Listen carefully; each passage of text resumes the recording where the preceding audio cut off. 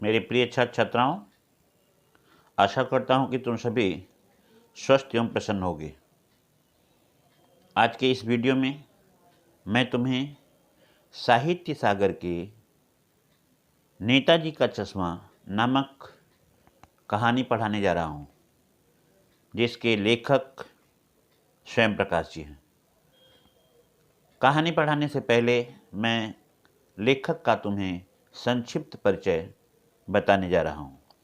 स्वयं प्रकाश का जन्म 20 जनवरी 1947 ईस्वी को भोपाल प्रदेश के इंदौर नामक शहर में हुआ था।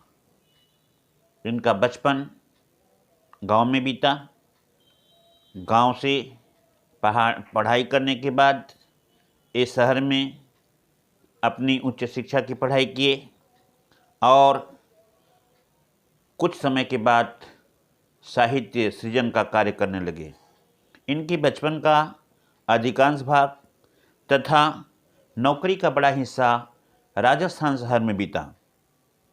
आजकल स्वयं प्रकाश जी भोपाल शहर में साहित्य सृजन पर अपनी पूरी निष्ठा के साथ योगदान दे रहे हैं।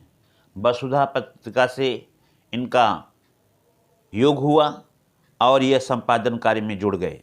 स्वयं प्रकाश जी एक सशक्त उपन्यासकार, कहानीकार, कथाकार माने जाते हैं। अब तक उनकी कुल 13 कहानियाँ प्रकाशित हो चुकी हैं, जो एक से एक है और उच्च कोटि की है। इनमें सूरज कब निकलेगा, 13 कहानियों का संग्रह, आएंगे अच्छे दिन भी तथा आदमी जात का आदमी बहुचर्चित कहानी है। इनकी कहानियों का अनुवाद रूसी भाषा में भी हुआ है। उनके विनय और ईंधन उपन्यास की अत्यंत लोकप्रियता है। हमसफरनामा इनके रेखा चित्रों का एक संकलन है जो उच्च कोटि का है, जिसे भिन्न भिन्न भाषाओं में शब्द चित्रों के द्वारा पिरोया गया है। इन्हें वर्ष 2011 के प्रतिष्ठित आनंद सागर कथाक्रम सम्मान से सम्मानित किया गया। इन्हें राजस्थान साहित्य अकादमी के रांगेय राघव पुरस्कार से भी पुरस्कृत किया गया। पहल सम्मान, बनमाली पुरस्कार आदि इनके पुरस्कारों में एक कड़ी जुड़ी हुई है। इनकी कहानियों में वर्ग शोषण के विरुद्ध चेतना का कार्य जुड़ा हुआ है। इस तरह से स्वयं प्रकाश जी कथाकार, कहानीकार, लेखक होते हुए भी एक सामाजिक प्राणी हैं और समाज के लिए इन्होंने अपने कहानियों में, अपने रचनाओं में, उपन्यासों में इन्होंने अभूतपूर्व योगदान दे करके समाज को उच्च स्थान पर खड़े करने की कोशिश की है। तो अब हम तुम लोगों को स्वयं प्रकाश द्वारा लिखित नेताजी का चश्मा कहानी पढ़ाने जा रहा हूँ।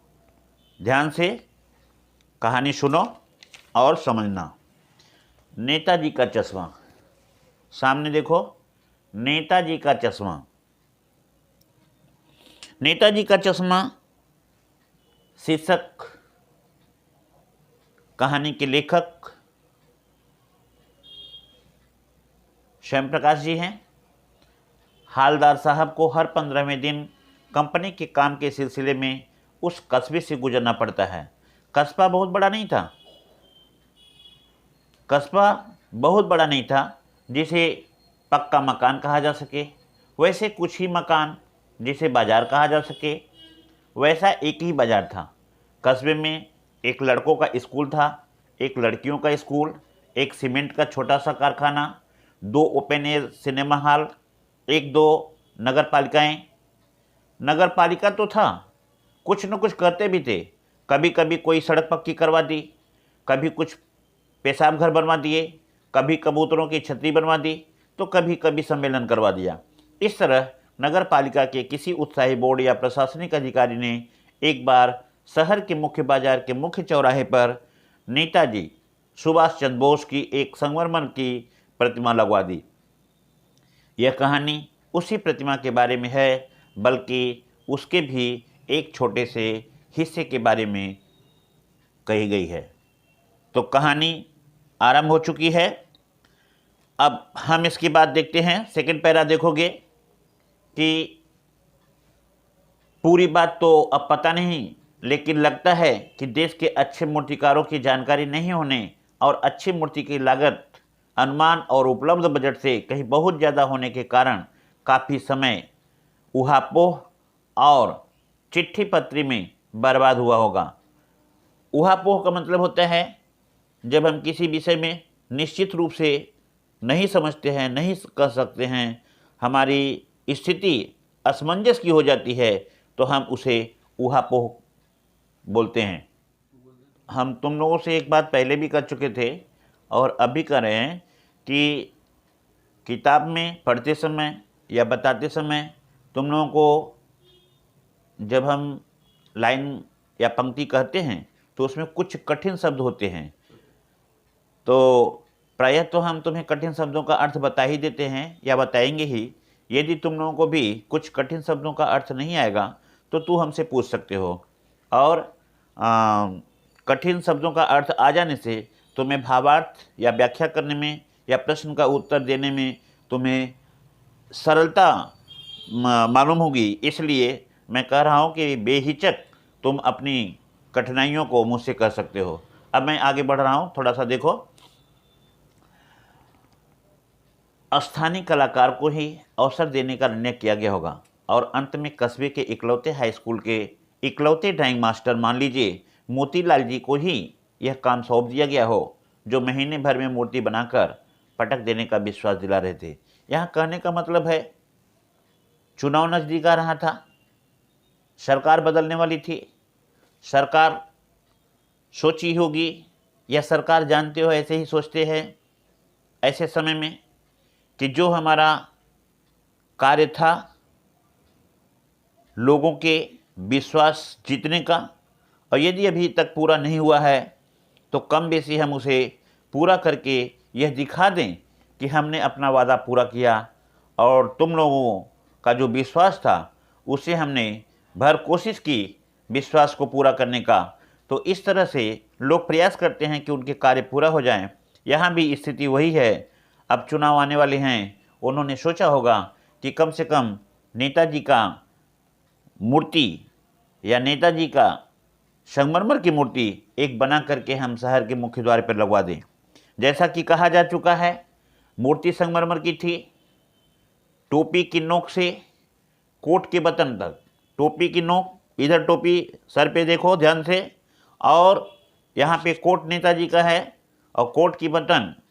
कहने का मतलब है कि बहुत ज़्यादा नहीं, कोई 2 फुट ऊंची उनकी मूर्ति बनी, जिसे कहते हैं बस्ट और सुंदर। बस्ट और सुंदर।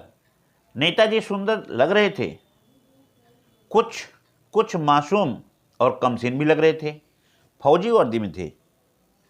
ध्यान देने की बात है, तुम जहाँ कहीं भी नेताजी का फोटो देखोगे या नेताजी का मूर्ति देखोगे या नेताजी का चित्र देखोगे, वह तुम्हें एकदम सुंदर ढंग से फौजी ड्रेस में दिखाई देंगे। उन्हें देखते ही हमें मालूम हो जाता है कि वह स्वतंत्रता संग्राम के एक अच्छे सैनिक रहे होंगे या एक अच्छे लीडर रहे होंगे, जिन्होंने भारत की स्वतंत्रता में अपना अहम भूमिका निभाई होगी। जहाँ भी हम नेताजी की मूर्ति को देखते हैं, ऑटोमेटिक हमारा सिर उनके प्रति झुक जाता है। विनम्रता से, नम्रता से, उनके अच्छे किए गए औपचारिक कार्यों से हम दंग रह जाते हैं और अपने मन में यह सोचते हैं कि हम भी ऐसे अवसर पा करके अपने देश के लिए कुछ कर सकेंगे। तो नेताजी के विषय में तुम लोग जानते हो, नेताजी का पूरा नाम सुभाष चंद्र बोस था, जिनका जन्म 23 जनवरी को हुआ था और उड़ीसा के कटक नामक स्थान पे हुआ था। लेकिन नेताजी का अधिकांश समय बंगाल के स्टेट पे बीता, और अपनी भारत माता की आज़ादी के लिए उन्होंने जितना कुछ किया वह बहुत ज़्यादा होते हुए भी उनके लिए बहुत कम था। उनकी तो इच्छा और भी बहुत कुछ करने की थी, लेकिन असामयिक मृत्यु ने उनके उस इच्छा पे पानी फेर दिया। उन्हीं के स्मृति में मुझे एक छोटी सी अपनी कविता याद आती है। जब मैंने पढ़ा था, तन समर्पित मन समर्पित, तन समर्पित मन समर्पित और यह जीवन समर्पित, चाहता हूँ देश की धरती कुछ तुझे कुछ और भी दूँ। ध्यान देना, बहुत गौर करने की बात है। नेताजी के विचार थे, तन समर्पित मन समर्पित और यह जीवन समर्पित, चाहता हूँ देश की धरती तुझे कुछ और दूँ। ऐसे नेताजी हमारे देश के लिए, हमारे समाज के लिए, हमारे भारतीय लोगों के लिए अपने बलिदान से देश को आज़ादी दिलाने में अहम भूमिका निभाई। हम उन्हें सत सत नमन करते हैं। आगे चलते हैं। इस दृष्टि से यह सफल और सराहनीय प्रयास था। और नेताजी, ध्यान देना, नेताजी का एक स्लोगन था, तुम मुझे खून दो मैं तुम्हें आज़ादी दूंगा, give me blood I will give you freedom. बहुत ही सशक्त नारा था उनका लोगों के लिए। लोग उनके इस स्लोगन को सुनकर के, नारे को सुनकर के बड़े ही भावुक हुए, बड़े खुश हुए और उनके साथ साथ कदम मिलाने के लिए चल पड़े थे। केवल एक चीज़ की, ध्यान देना, उस मूर्ति में केवल एक चीज़ की कसर थी जो देखते ही खटकती थी। नेताजी की आंखों पर चश्मा नहीं था। कहने का तात्पर्य, ध्यान देना, अभी बता दिया, नेताजी की मूर्ति संगमरमर की थी। सिर के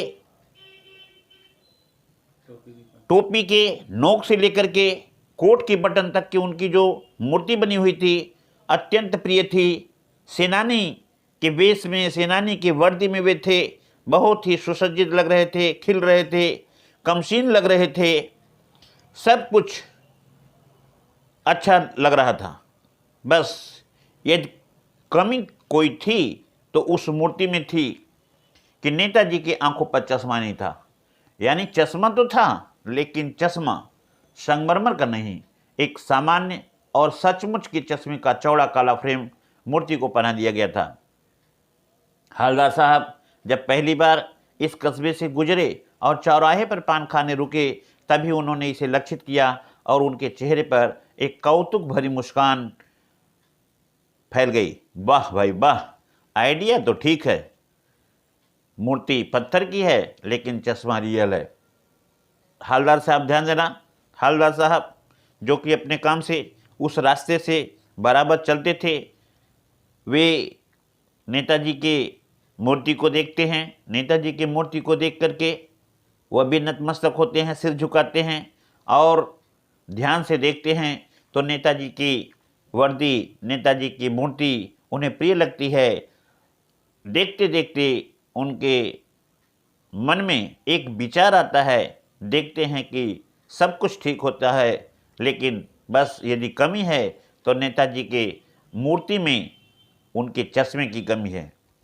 यहाँ कहने का तात्पर्य क्या है कि नेताजी के फेस पे चश्मा तो लगा हुआ है, लेकिन वह चश्मा संगमरमर का न होकर के जैसे सामान्य चश्मा हो और उसी पर चौड़ा फ्रेम लगा दिया गया हो। हवलदार साहब जब पहली बार इस कस्बे से गुजरे और चौराहे पर पान खा करके रुके, तभी उन्होंने इसे लक्षित किया और उनके चेहरे पर एक आश्चर्यजनक मुस्कान आई कि वाह भाई वाह, मूर्तिकार ने मूर्ति तो अच्छी बनाई, लेकिन चश्मा इसमें साधारण लगा दिया। जीप कस्बा छोड़ करके आगे बढ़ गई। तब भी हवलदार साहब इस मूर्ति के बारे में सोचते रहे और अंत में इस निष्कर्ष पर पहुँचे कि कुल मिला जुला करके कस्बे के नागरिकों का यही प्रयास सराहनीय कहा जाना चाहिए। महत्व मूर्ति के रंग रूप या कद का नहीं, महत्व उनके भावनाओं का है। वरना तो देशभक्ति भी आजकल मजाक की चीज बनती जा रही है। यह जो है हालदार के साहब के मन में विचार आता है कि कुछ नहीं तो कुछ, कम से कम देशभक्ति की भावना तो यहाँ के लोगों में कूट कूट करके भरी हुई है।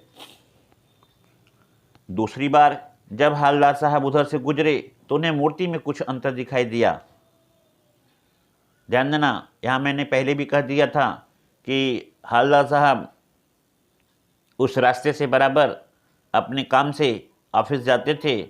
ऑफिस जाते समय चौराहे पर पान की दुकान होती थी, दुकान पर पान खाते थे रोक करके, और दुकान पर से ही नेताजी की मूर्ति पहले ही दिखने लगती थी, इसलिए उस पर भी नज़र कर लेते थे।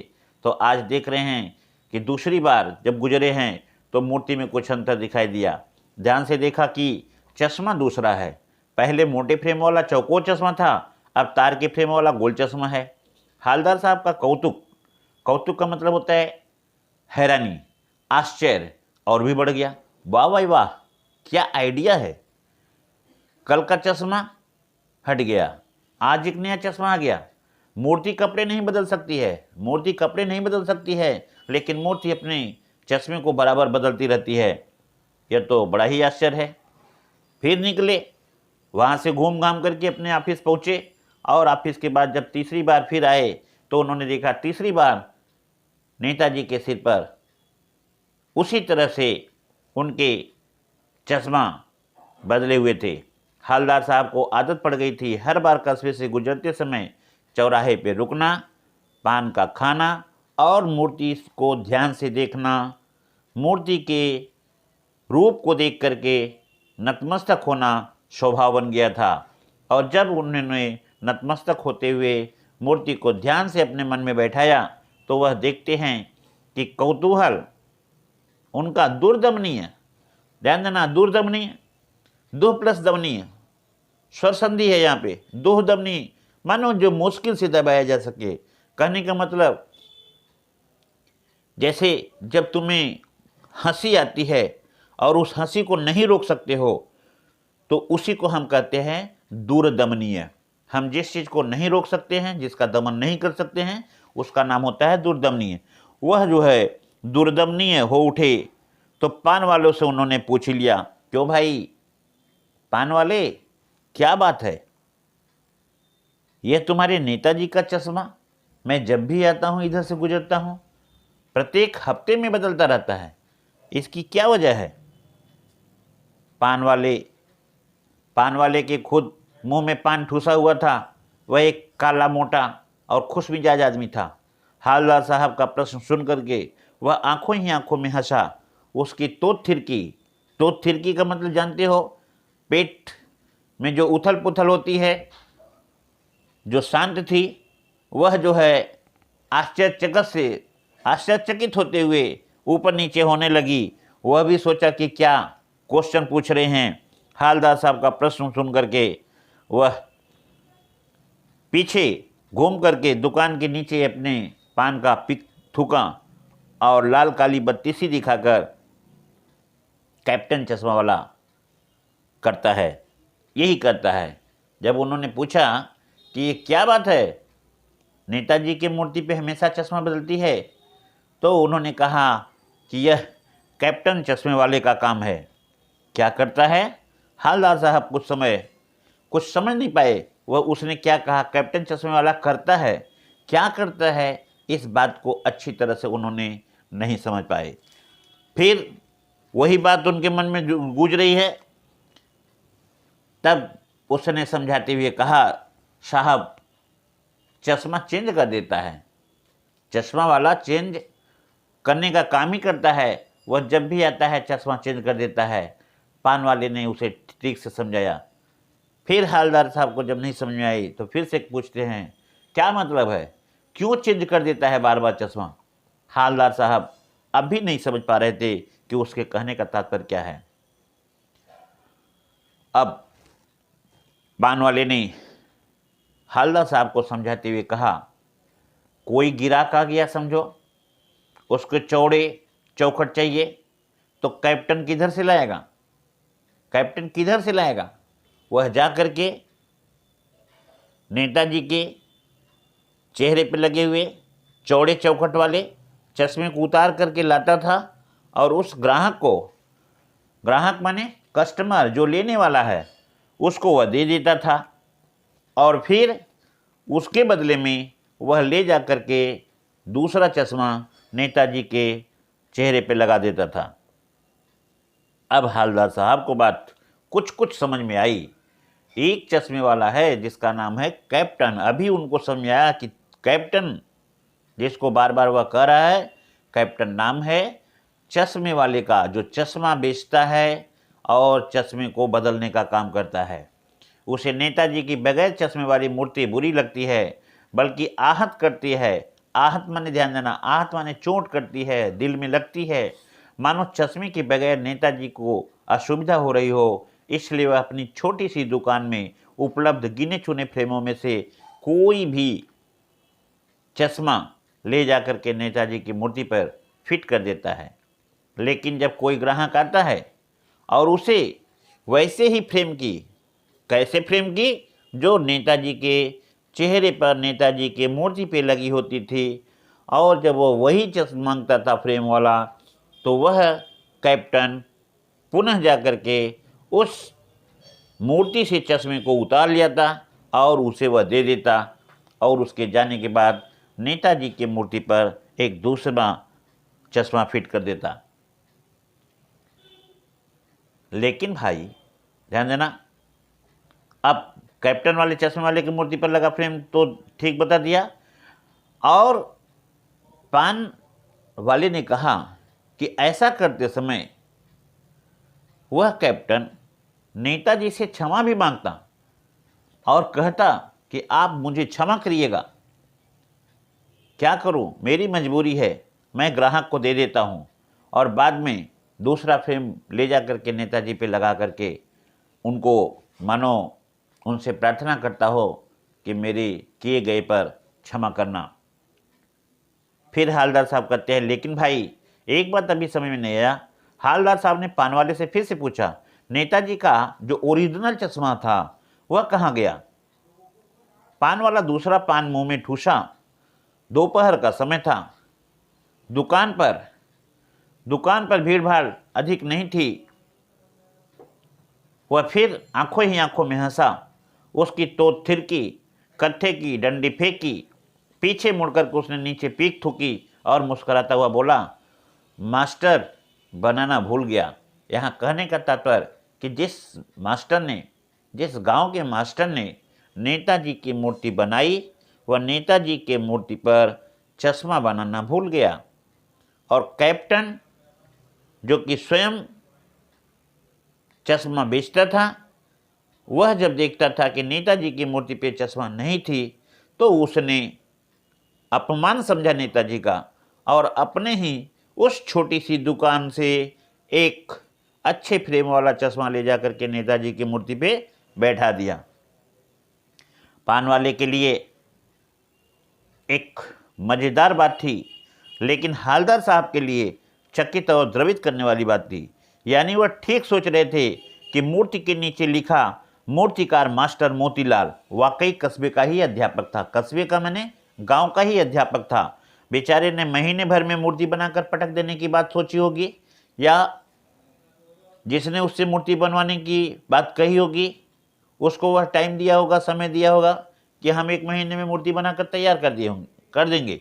लेकिन समय व्यतीत होता गया, उसे लग रहा था कि मानो अब मूर्ति नहीं बन पाएगी पूर्ण रूप से, तो वह किसी भी तरह से मूर्ति को 1 महीने के अंदर बना करके उन्हें दिखाने का कोशिश किया होगा, और इसी जल्दी में उसने मूर्ति में चश्मे बनाने भूल गए होंगे।